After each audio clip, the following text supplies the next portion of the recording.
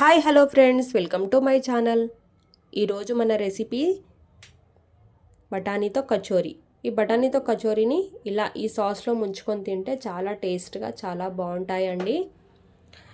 ఒక mixing bowl తీసుకోవాలి. అందులో 1 కప్ మైదా వేసేసుకోవాలి. 1 స్పూన్ ఓమా వేసుకోవాలి. తగినంత సాల్ట్ వేసేసుకోవాలి. 1 స్పూన్ ఆయిల్ వేసేసుకోవాలి. బాగా పిండి మొత్తం మిక్స్ చేసేసుకోవాలి. ఇలా చేత్తో మనము ఒక ముద్ద తీసుకుంటే ముద్దలుగా ఉండిపోవాలి. పిండి మొత్తం ఇలా కలిపేసుకున్నాక కొన్ని వాటర్ పోసేసుకోవాలి. ఇలా కలిపేసుకోవాలి. వాటర్ వేసుకొని చపాతీ పిండిలాగా బాగా కలుపుకోవాలి. ఇలా కలిపేసుకున్న పిండిని ఒక 5 మినిట్స్ పక్కకు పెట్టేసుకోవాలి. పక్కన ఒక బాణీ పెట్టుకొని అందులో ఆయిల్ పోసుకోవాలి. జీలకర్ర, పచ్చిమిర్చి తరుముకొని వేసేసుకోవాలి. ఇలా అల్లం వెల్లుల్లి పేస్ట్, పసుపు లైట్గా వేసేసుకోవాలి. ఇలా బాయిల్ చేసి పెట్టుకున్నానండి నేను బఠానీని.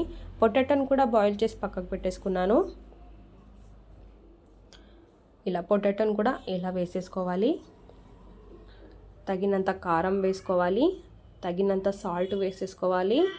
1 స్పూన్ గరం మసాలా వేసేసుకోవాలి. పైనుండి ఒక హాఫ్ లెమన్ వేసుకోవాలి. ఇలా కలిపేసుకున్నాక బాగా కలిపేసుకున్నాక ఒక 5 మినిట్స్ దానికి వదిలేసేయాలి. ఆ తర్వాత ఇలా అవుతుంది స్టఫ్ మొత్తము. ఇప్పుడు మనం కలిపి పెట్టిన పిండి తీసుకోవాలి. ఇలా ముద్దలుగా తీసేసుకోవాలి. ఇలా రోల్ చేసేసుకోవాలి.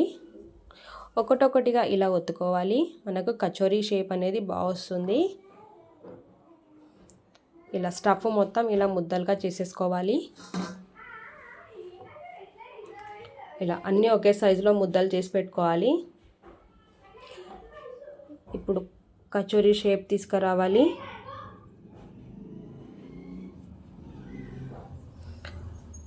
ఇలా నేను చూపించే విధానంలో ఇలా కచోరీ మొత్తం ఇలా చేసేసుకోవాలి.